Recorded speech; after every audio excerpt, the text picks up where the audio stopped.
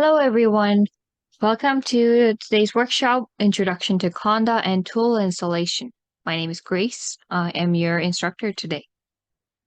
Now, this workshop was given in person on Thursday, March 9th, but due to technical issues, I am re-recording this entire workshop again. So just for everyone who are attending this workshop, this is being recorded and will be posted on our YouTube channel after the workshop is over. So if you need to refer back to this workshop, it will be available soon, depending on when we find time, because we are all students volunteering running this workshop. For a live Q&A session, please go to slido.com and use participant code to ask your question anonymously. Rose and Ferial will be able to answer your questions. Or you can also use Zoom chat. I won't be able to answer if I'm the one instructing, but we will have TAs answering and looking over your questions. Now, just for new participants, new attendees who are joining starting this week, April 20th and April 27th are in-person sessions. It's also available on Zoom, really open to anybody who are interested in bringing their own data set to work on the problem. That, for example, if they have any questions about running specific tools on their data set or how to even analyze their data set, they have friends or colleagues that you want to bring together to work on it, you can ask TAs. We will be available to help and try to help you answer your questions. So if you are coming though, please register yourself through Eventbrite. For in-person attendees, if you're not a U of M student or staff, you can use U of M guest Wi-Fi, but keep in mind that it is limited speed, and the part of the reason why we had technical difficulties last time was because of the Wi-Fi. So if you have anything to download, it'd be best to download it before you come to the workshop so you don't have any of the major issues running into Wi-Fi problem. For today's learning objectives, really the focus is on Conda environment, but to get to using Conda, I'm just providing a brief overview from steps 1 to 5 listed objectives today. So these are really the basics to cover the concept of Conda and how to install and navigate through Conda using Bash terminals. So for last week, we had some attendees having a problem finding Ubuntu on their Microsoft Store after enabling Windows subsystem for Linux. Now, for those participants or attendees, if you have enabled WSL but cannot find Ubuntu, you can also use command line to install. So in this case, what you can do is you can look for PowerShell, Windows PowerShell, and run as administrator. And you just have to say yes because you're using an admin with a privilege to actually modify your program. Now, once you've opened your PowerShell as administrator, you can type the following command, WSL install dubuntu. What we're doing is we're using WSL command, install device or program called Ubuntu. Now, if you do this, it will install. For me, I already have Ubuntu installed, so it's not coming up as but it will install and it'll say it will take a few minutes or something like that. And once that's done, it will prompt you to type in your username and a password. So if it's your first time installing, it will ask you to specify username and a password that gives you super user, which is technically an admin power on Linux or on Ubuntu. For anything like password or sensitive information, Linux or Bash terminal will automatically block it, like hide it from showing on the console. So if you feel like nothing is coming up, even if you're typing, it's because if you're typing a password, it will just be hidden. Your input is being registered though, so You just type in your password that you want to use and enter, do it again so that it matches. Now, if you made a mistake, you can actually type in the wrong password the second time, because if the password doesn't match twice, then it will ask you to type in your password again. And in the case you forget your username and a password, just simply reinstall Ubuntu. Super user power is really important. So you need to remember your username and a password, and this will not change unless you reinstall Ubuntu. So I would use something like simple that you can always remember, because you need this to install any program. Okay, so once we're done, we're going to exit from that.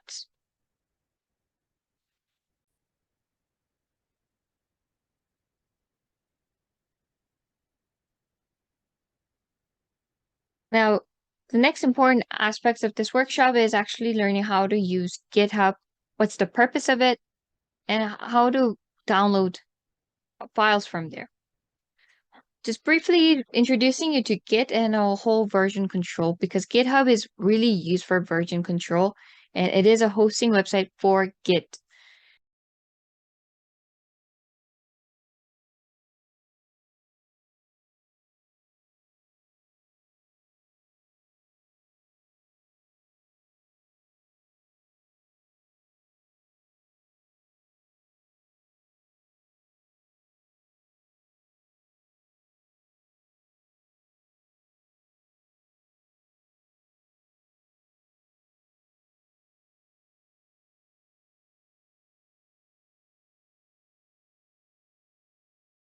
And we've all have default script, but now I would like to use different naming convention, and I've modified the script to my own liking. But Pikachu might have done the same thing, where it says Pikachu's name convention is a bit different than mine, so it says Pika underscore script. And Snowball might do same but different, script underscore modified. So now the problem is actually, how do we combine these different versions of scripts together? Because we don't really write the same like syntax. Well, we might have the same goal, but the way we write program might be different. Now, the problem with merging all of the versions into one final script, one of us or more of us would have to go through this manually checking which part of the script we have to combine, or which do we delete. But eventually we get to this final version where we combined all and made a script named script final version. But what if you find a typo? Now, if you do find a typo, well, we have to update it. But now the problem is we have now a different name, really final version 2. But we also don't know exactly which type of update was made to this file. If we use something like text file or Word document, there's no way for us to track from what version we've changed and updated, and which part of the script we've updated.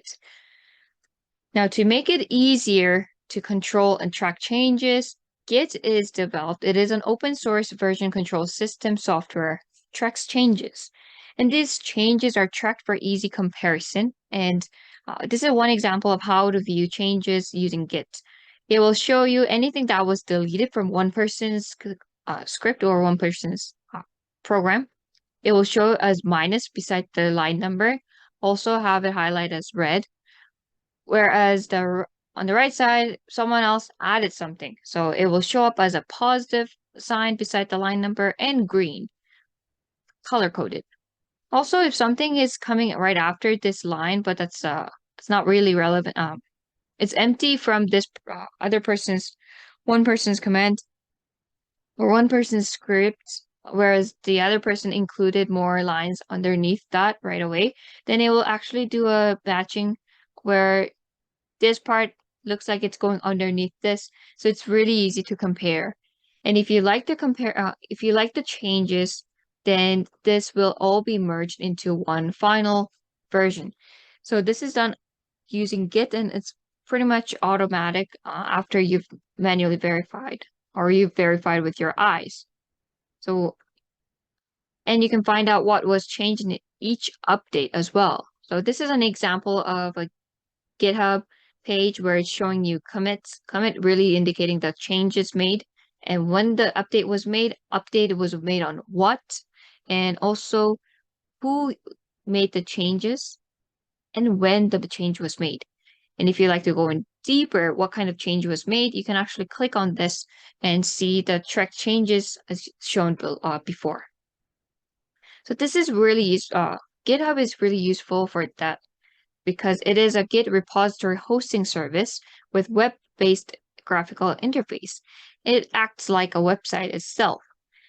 For our purposes, we will use GitHub to share our workshop-related contents, data, scripts, and PowerPoint slides. It's just also easy because it is a freely available hosting service if we make a repository public. So that's why we are using it, and we are also using GitHub to host our website, our current Bioinformatics Workshop website. Now I'll briefly show you how the GitHub works. So MMID. So if we go to our website, MMID Bioinformatics Workshop.github.io, if you scroll down a bit, there is workshop resources. And underneath, we have GitHub repositories. So as you see, this is also hosted on github.io. So GitHub repository, if you go into this, you can see list of popular repositories, or you can actually click on repository to see a vertical list, long list actually. And for today's workshop, it's March 9th, Intro to Conda and Tool Installation. I have updated my PowerPoint slides here, so you can actually see and download this if you want to keep a copy yourself. You can also check the README. It's always there. And useful information. So it will, so it's there. And now to download this repository for you to keep it on your computer, here's two ways to do it. Very easy. If you're more used to graphical user interface, you can actually download zip. And you can unzip this folder, then you'll get a regular folder with files. Or you can do HTTPS git clone.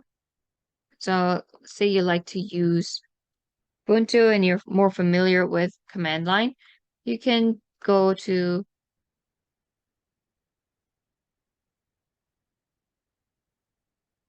your download folder. Maybe you want to keep it there. You can do git clone and your copied website git location. If you do that, it will clone. Clone actually means just downloading.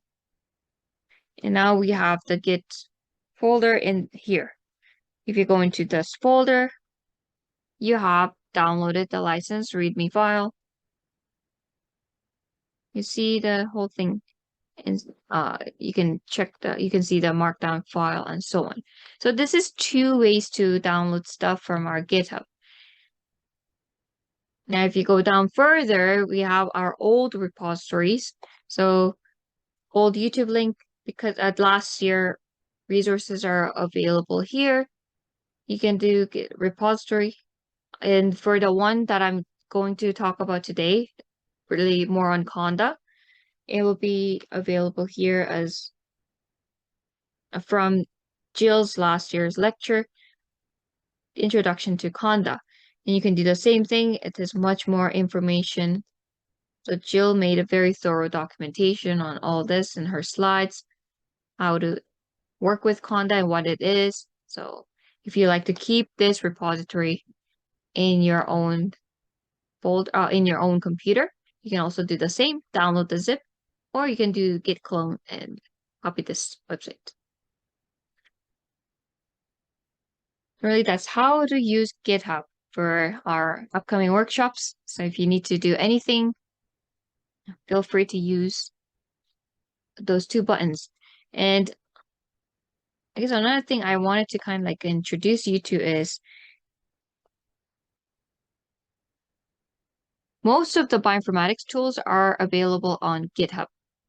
So people might have made cookbook or tools available on GitHub repository, and you'll see the whole tool being available as a source code. And they make a thorough documentation on it here, getting started, how to use these. So this is what GitHub is mostly used for, sharing the code. for and user guide. So we are really trying to get you to get started with GitHub, but you can use this free without making an account.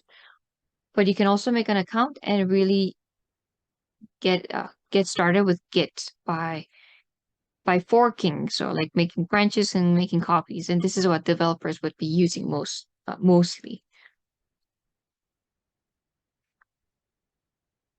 Okay, so for a workshop, in order to get you to be competent in Bash, or like be familiar or comfortable in Bash, so you can actually use Conda more efficiently, I will provide a basic overview of some useful some useful Bash commands.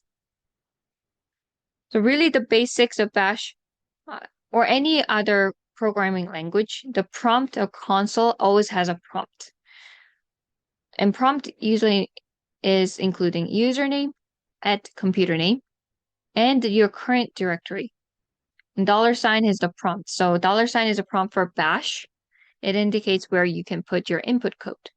But if there is no prompt, like you don't see a $sign, either the job is in progress, making you or preventing you from typing another command until that job is finished, or there's something wrong with your command and it actually stalled your terminal. Either way, if it was not intentionally, the prompt is not intentionally gone. If you've intentionally made your prompt go away, well, that's its running job. But if you didn't want it to do anything, but it just stalled somehow, you're not getting anything back, then you can press Control C on Windows or Linux, or Command C to escape the whole situation to get your prompt back. For example,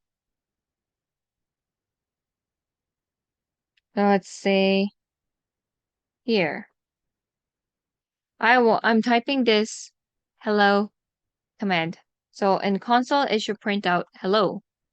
So this is when the prompt is there and I've put the right command. But if you run into a situation like this, where you have one arrow, this is for Bash, it's bad. You either not finish your command, like I left intentionally, I didn't put a final quotation mark, but sometimes you might be doing this by accident and you don't know what's going on with your command, with your command, something wrong. You want to escape the situation, you just press Control C. Then you'll get your prompt. So this is how you get your prompt back. Let's say you try something like this is not going to work. Yes, then just don't panic. Just Control C and you are all good. Now, just very quickly hopefully help you understand basic folder structure in Linux or Bash, a Windows subsystem for Linux, actually. Every command or every program or computer starts with a root as a default folder that's present. And on the right side, you'll see the absolute path. Absolute path is you're providing the full path every time you're trying to go into another location. And root always comes with default systematic folders like bin, boot, device, etc., home. And for Windows subsystem users, your C drive is actually mounted. So what you see here, Windows C desktop, it's actually mounted in Linux or in Ubuntu Windows subsystem format. But if you have Mac or Linux terminal, like Linux operating systems, this is probably how your folder structure looks. Windows subsystem for Linux is just have longer path because it is mounted instead of original like a folder just kind of being there like the other operating systems. So if you're trying to type right absolute path, you'll have /mnt /c, just keep adding slashes to it, and eventually you get to desktop. Now, then what happens is your current directory is now, we're at the desktop folder.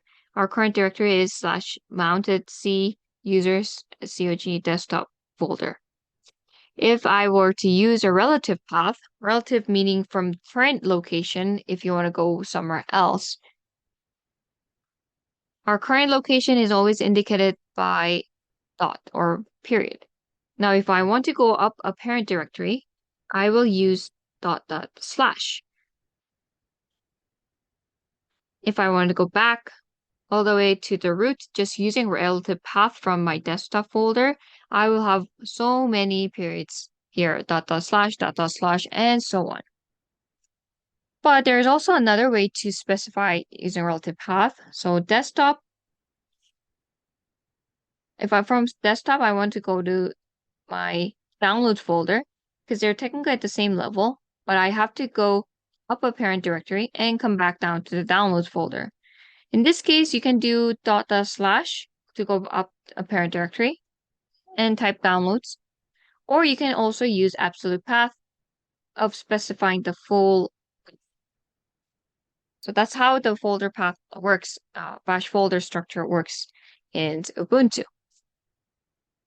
Now, these are some bash commands that I want to go over with you guys. So we will open our terminal now and go over these to navigate through.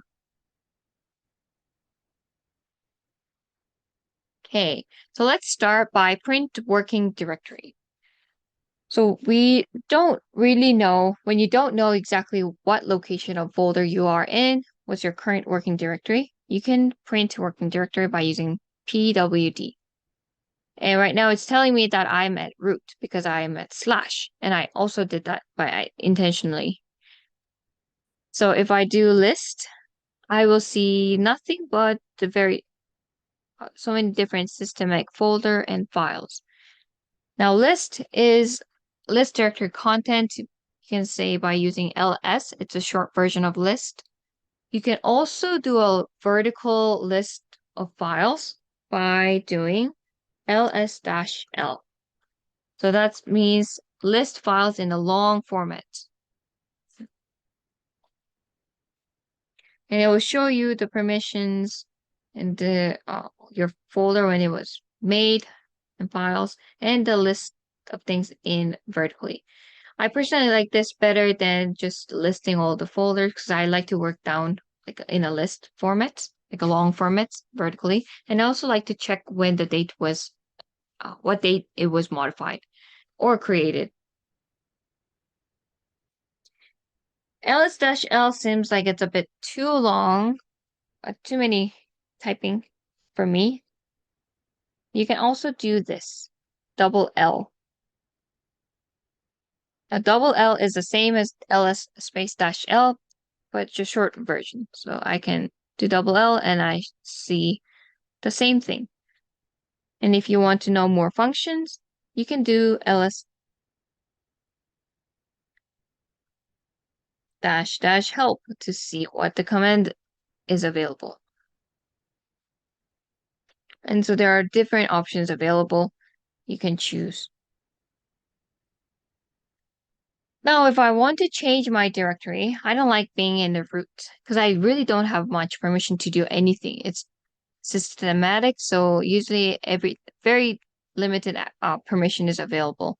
So I'm going to change my directory by typing cd, and we're gonna do that. We're gonna move to our desktop folder. Now, if you don't remember what the folder structure was, you can simply double tap after typing certain number of or certain folder. So I remember up to my users, but I don't remember what my username is. Then I can do double tap. And if I don't remember what folders are available here, you can also do that. Further, double tap. Oh yes, I remember I have desktop folder here. Then now I just type desktop. Now that I'm at desktop, I did cd/mntc users, username, and desktop. Now we're going to create a new directory.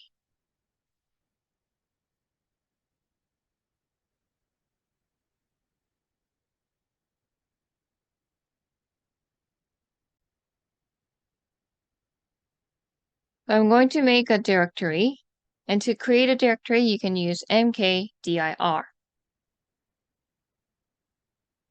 Now, once you've made your folder, we're gonna see the list. So we are going to go into that Conda workshop folder by doing cd. And you can tab complete. You write up to certain characters and then do tab complete to auto complete your text. Since we've gone into this command to folder now, we're going to create a file using touch command. Touch is really used to just make an empty file. Let's say file name to be hello.txt. Okay, so there's nothing in this current folder. So if we do touch hello.txt, we should see this file being created. Now you can see that it's an empty file, zero file size. We will make another one, hello.sh. Now we have 2 files. Now let's rename it. What if you want to rename a file you don't like that it's called hello.sh? Well, we can rename the file using move folder. So mv and specify the old name of the file or whichever is actually present right now, hello.sh. Let's change that to workshop.sh. So use move, give it type in the original file name and type the new file name, how you'd like it to be called. So we do. From hello.sh, now we have workshop.sh. Great. Now, what if I want to rename a directory? Let's do make directory test and make directory hello. So we have 2 folders here. Let's rename this test, or let's rename this hello into something else. Then you can do hello to workshop test. If you do that, from hello folder, now it's called workshop test. So this is how you rename a folder or a file. Now, what if you actually want to move the file or directory into somewhere else? Then you can use the same move command, but in this case, you can type workshop.sh. Let's say we want to move workshop.sh file into a new place. You move that into you write that into a test directory. So you do / current directory. I want it to go into the test directory. If you do that, now we don't have workshop.sh in this folder anymore. But if we do ll-/test to check the contents in the test folder, you should now see workshop.sh being in there. Now the same thing for moving a folder into another location. If you do workshop test is a folder, I want that to go into the test folder. Then now I have nothing, or I don't have the workshop test folder in my current directory. I'm just gonna check the contents in my test directory. Now I should see both files folder in there. Lastly, if you want to copy file or directory, you can use the cp function. cp, so literally copy. Let's say we have hello.txt. We want to copy a file into a test folder. Let's see. Then we'll do cp hello.txt. And then you can probably do hello.txt, but here we can do workshop.txt. Let's do that. Then we've made a copy in this folder. But if I want to make a copy in different folder, then I can specify that using relative path. And if I want the name to be remaining the same, then it will be just copying hello.txt /test. Now let's check what's in the test folder. And we've got hello.txt also in this test folder.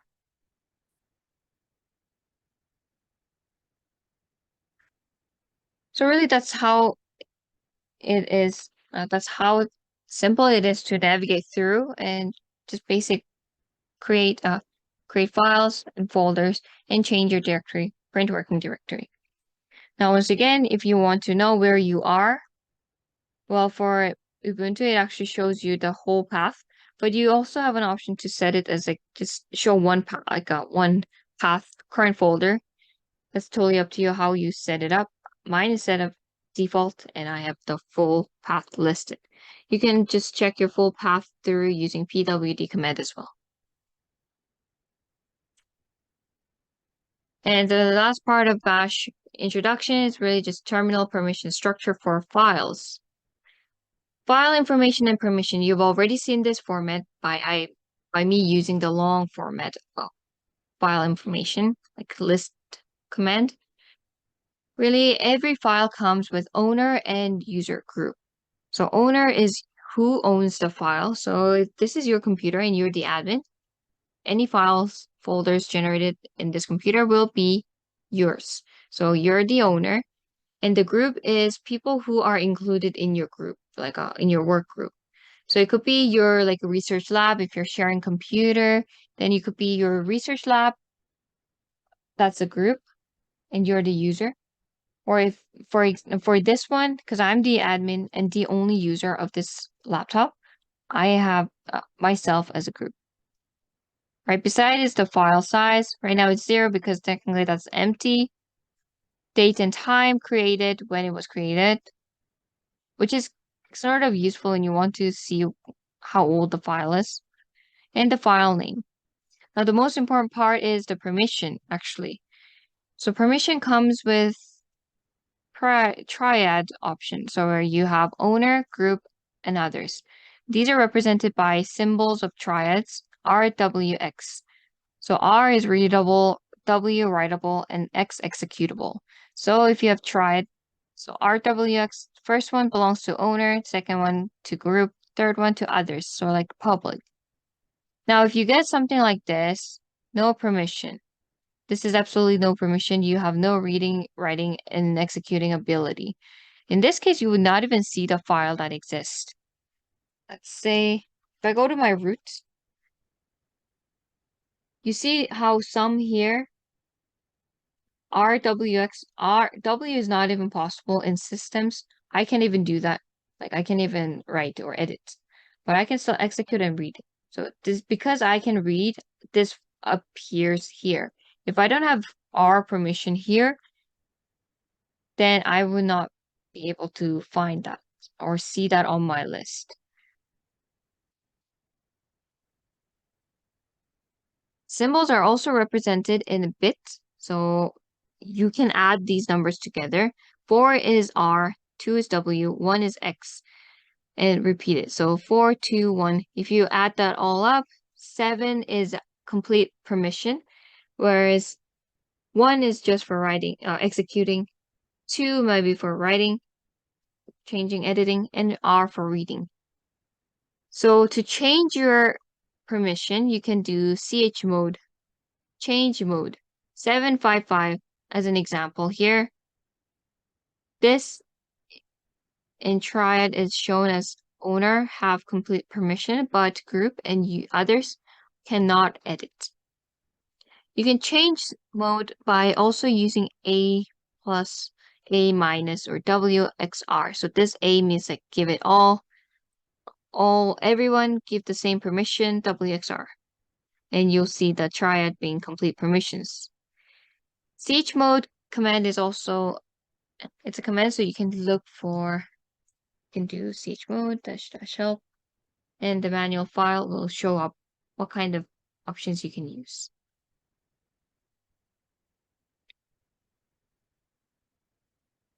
So yeah, just as I showed here, RWX, RWX, RWX, and RWX. Something like this, user, I cannot edit. If you're going into your desktop folder, this is the reason why we're not doing anything really in the systemic, like the root folder, because you don't really have much permission. But if you go to the desktop, you will always get absolute permission because it's yours and you're the owner of that user profile. So you can't really change something to be like 7.4.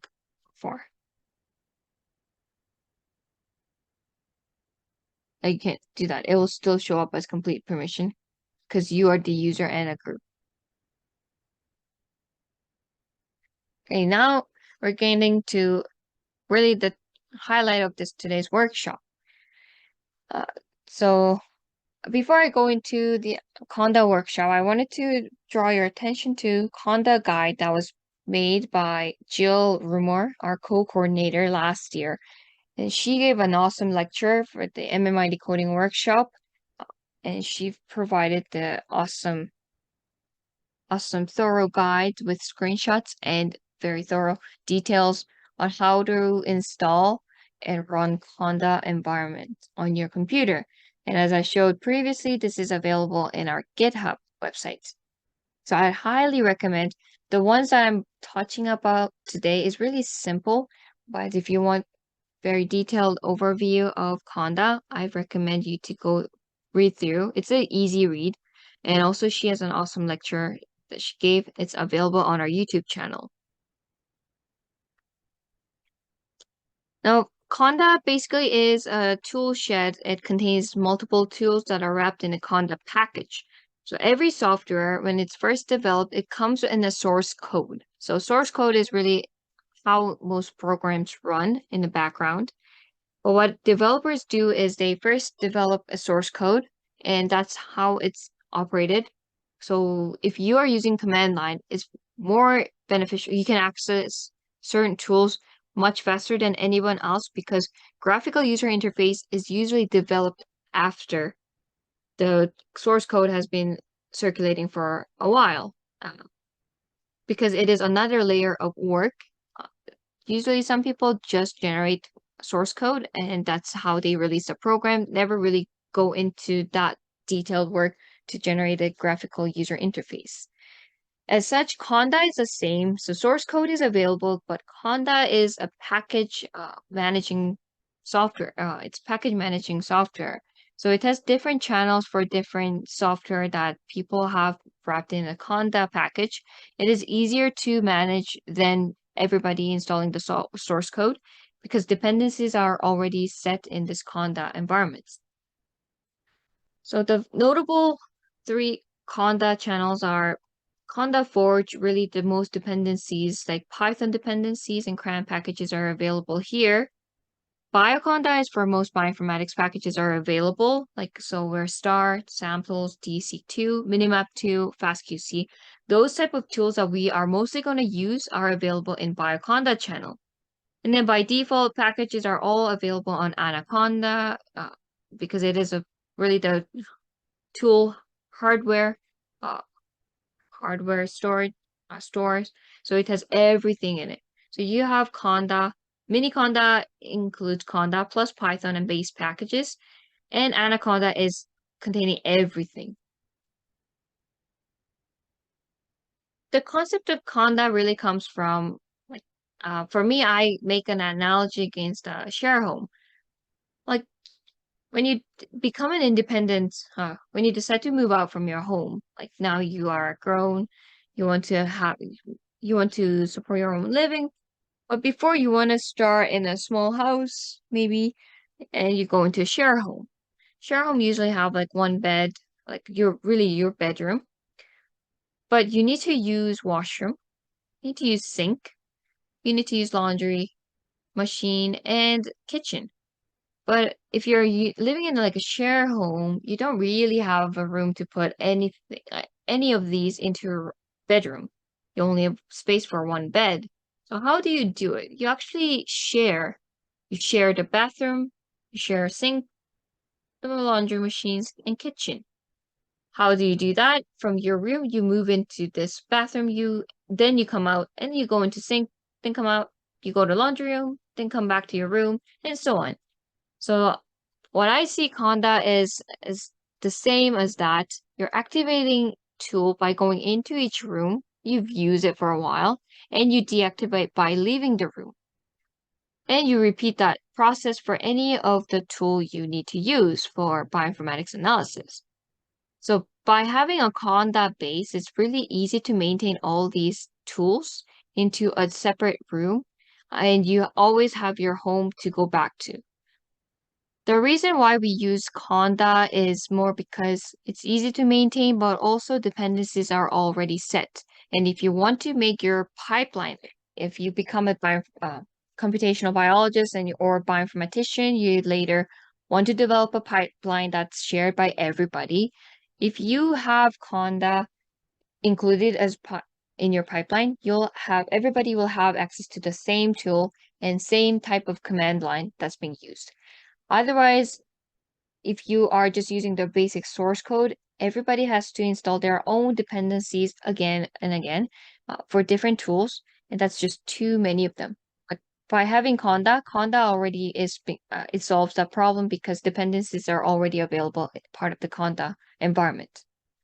So that's why we're trying to get everybody to use Conda because it's easy to maintain, but also easy to make your pipeline or your script shareable across different labs. With that being said, we're going to start by installing the Conda environment and tools so you're prepared for the upcoming workshops. Now, before you do any Conda environment installation, we have to have your terminal up to date with dependencies, the really, really basic dependencies to run the Conda environment. Because you've newly installed your Ubuntu, you might not have the necessary dependencies installed. So we're going to open our terminal and update our dependencies first. And now this is where we use that super user command. So sudo apt update. Now you need to remember your password because you are using admin privilege. So just type your password and it will update. So you notice that all my packages are up to date. Now I'm going to do sudo apt upgrade. Actually, I just did it before, so I have nothing that needs to be updated or upgraded. But for many people, if it's their first time, they'll see like a long list of packages being updated and upgraded. Now, in order to run Miniconda 3, you need to download this Linux shell script in order to execute and install. You can do that by clicking this website link, or what you should do is you should type Miniconda install.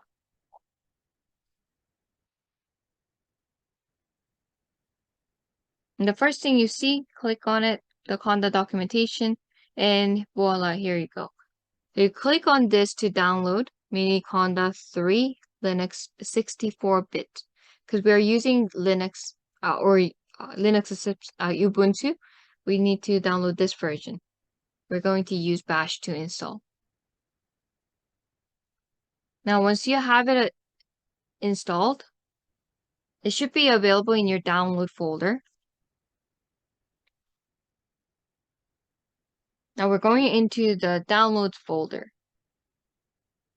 So if you remember correctly, you're going into, let's do this from scratch again. cd/mntc users, username, downloads. Now, if you're Mac or Linux users, you know how to get to your downloads. This is more for Windows subsystem for Linux users. So from there, you should see your Miniconda 3 latest Linux-8664 shell. So this is what you want. And if you are able to locate this, now you're going to type bash Miniconda 3.sh.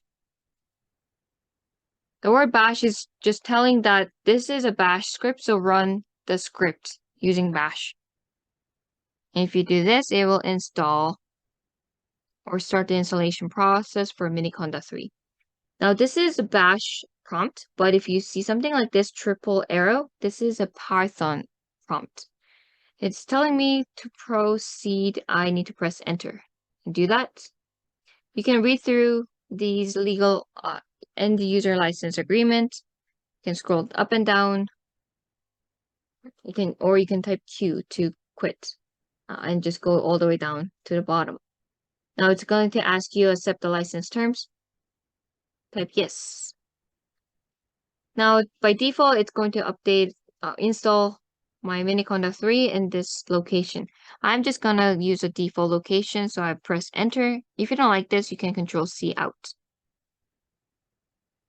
There we go. For me, I already have Miniconda 3 installed. That's why there was an error, but for you, it should work nicely.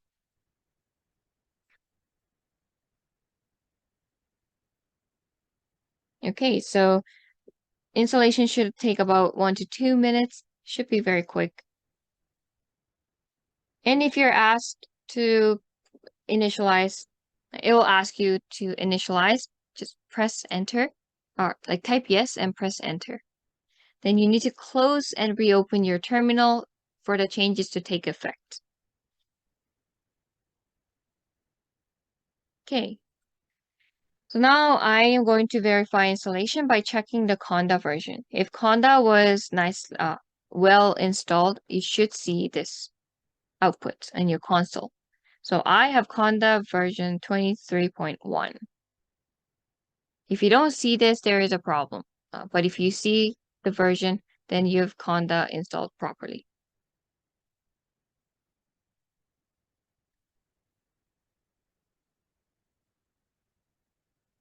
Now, in order for you to navigate through Conda, well, I'm going to show you some tips or maybe commands that could be useful for you.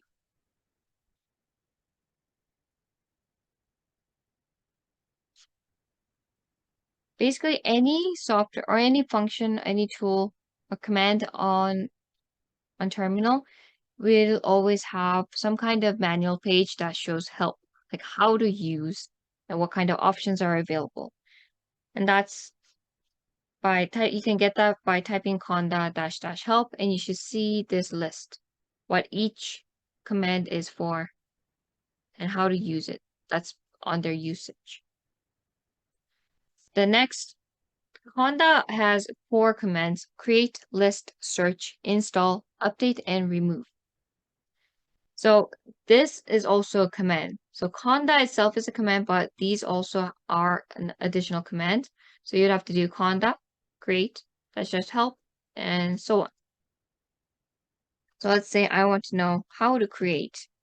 Then I'm going to do Conda create -- help. Now it will show me, let's see, too much. Conda create -- help. Alright, so by accident, because it's also giving me this usage example because I've typed in the wrong option that's not even existing. If you do this, it will show you full manual page on how to use it and what kind of options are available and what each options mean. Next, you want to see a list of installed environments, and that's always done by Conda and the list. So it's listing all the environments. I only have one environment or 2 environments, and I already installed this workshop for today's purpose.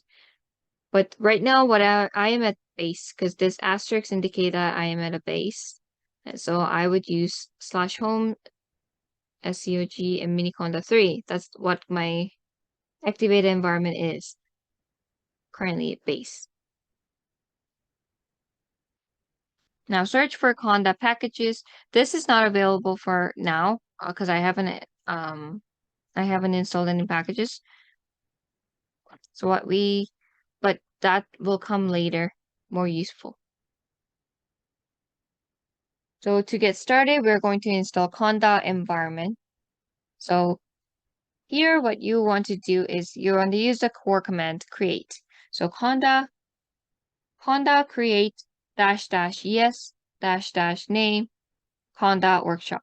we're going to name it Conda Workshop. And dash yes here, this option is equivalent to dash y, dash name, dash n. There's short version and long version. Why are we using...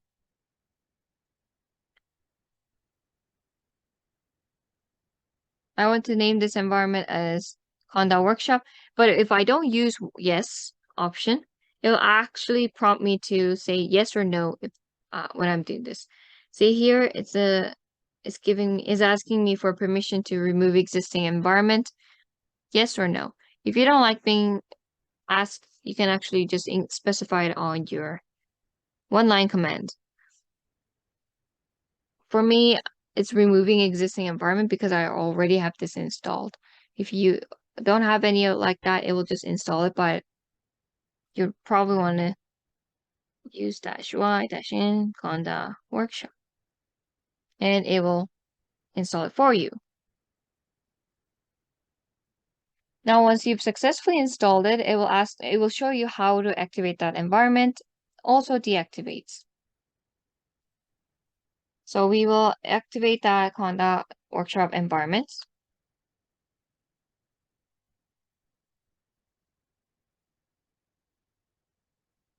Now, if you see this, Conda env list, you have Conda workshop. Now asterisk moved from base to here, and my folder or my Conda environment is activated because I see it in this bracket. Now, to actually make use of Conda, we actually have to have bioinformatics tools installed. And for me, I will use FastQC, or maybe it's more for Jill's workshop. So we will practice installing list of packages here that might be useful for upcoming workshops. So let's start with FastQC. Usually, because FastQC is a source code is available, but like I said before, if the developer decides to make it wrappable in a wrapped Conda environment, then it should be available when you search it up. So for me, if I want to know that program is available in Conda, unless if it's not, then I would have to build it or someone has to build it. But it's easier for me to use something that's already wrapped in the Conda environment. So I look up the tool and the Conda. And if I see Anaconda page coming up, then that means that tool is available as Conda package.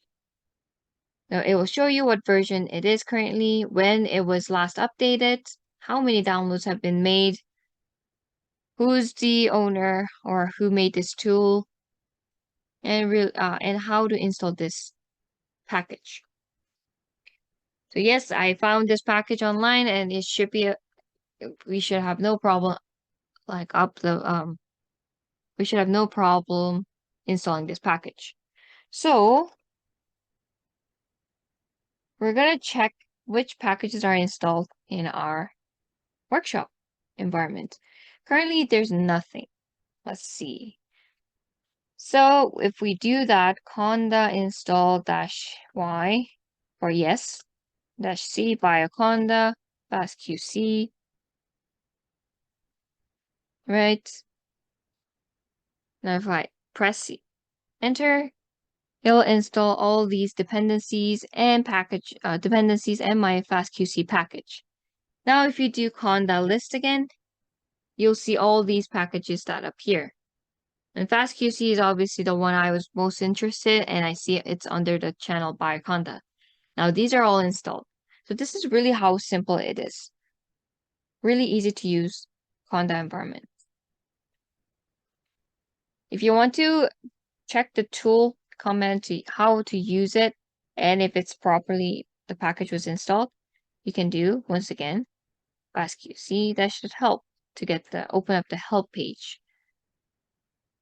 And here you see now how to use this. And so if this shows up, the manual page shows up, yes, you have the tool installed properly.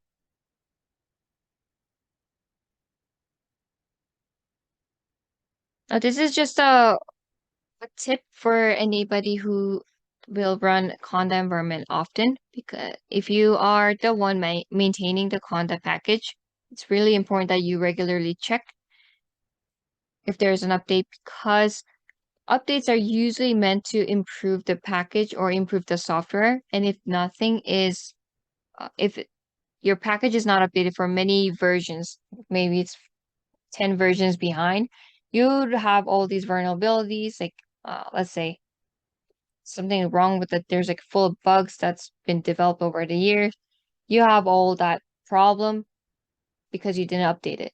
So I would recommend you to regularly check for an update. And if you know that tool has an update available, do this. Conda update -y fastqc while being in that environment. Right now, because we just installed, we don't have any updates. So if this is something you're going to maintain regularly, please remember to update. Now that we've finished we've finished installing package and updating the package. We're going to deactivate the Conda environment because we're done with this workshop environment. And if you deactivate, you should go back to your base folder or base Conda. So really that's it on how to install Conda environment.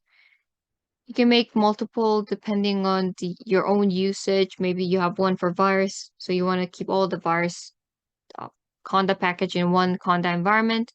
You are working with bacteria stuff, then you would have a specific Conda environment with bacteria specific bioinformatics package for a Conda package alone. So that's how you would manage your Conda environments. And for upcoming workshops, I would highly recommend you to practice installing the Conda packages. And you really should install these packages because these will likely be used for upcoming workshops. So as a practice, please install the following Conda packages. FastQC is already completed. I'll show you one more for Minimap 2 installation. Let's go to Minimap 2, Conda. Let's say you want to use specific version of Conda installation. In this case, so remember that now we are at base. We want to install these tool packages in Conda Workshop. So we first do Conda activate.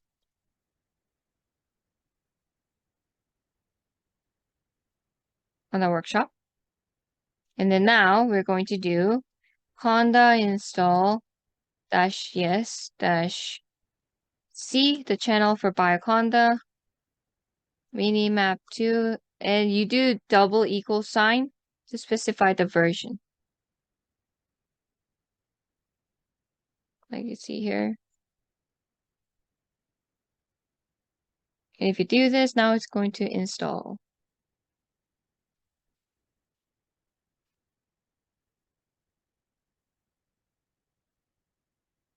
Oh, I want 2.24, but installed version is 2.35. Well. Oh yeah, here it is, menu up to. So if I do Conda list,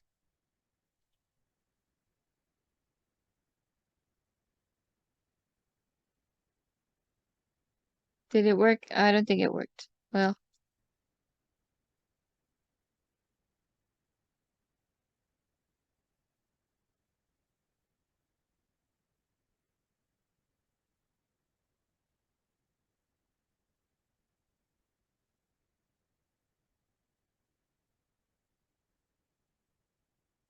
How about we do this? Sometimes it might not work installing that way.